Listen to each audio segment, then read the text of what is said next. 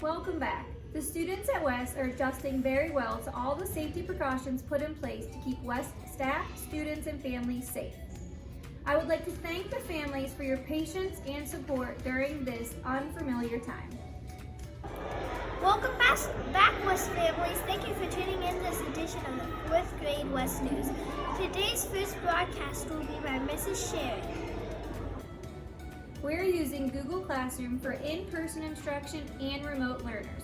Google Classroom allows the remote learners to be a part of the everyday teaching instruction in real time.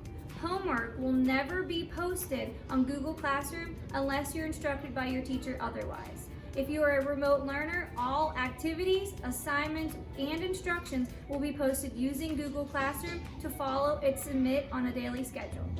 Your child can log on using first.lastname at rollred.net. All students' passwords are capital S Student 1. Your child should be familiar with getting on Google Classroom because we use it on a daily basis, and I would encourage you to log in at home so you can get familiar with how to use the site and what they're doing inside the classroom. If your child is absent from school and able to get on Google Classroom, they can make up that day's missed work. If they're not able to get on Google Classroom, it's okay, and when they return back to school, enough time will be allowed for them to make up the assignments. If you have any further questions about how Google Classroom is used in the school or questions needing help navigating through the site, please feel free to reach out to us individually. Thank you. Thanks, Mrs. Shirk. That was some important information for this school year. Please continue watching. We aren't done yet. Our next newscaster will be Mrs. Casto. So for homework, we're doing two things. One is reading and one is math. Read and responds are due every night. They are going to be collected as a grade at the end of the cycle, and they have to do all 4 sections each night. Then math homework is on an as-needed basis. We're going to send it home at least once a week, but then if we notice during class that they need some additional help, we'll send another one home. Great job, Mrs. Casto, for better explaining the homework policies and procedures. Finally, we have a report coming in from Mrs. Tuckage. Hi everyone, it's Mrs. Tuckage here, and today I'm talking to you about our project-based learning, also known as our PBL. Our PBL for the first quarter is our island survival. The students have been working really hard. They're so excited about this project, and I am too.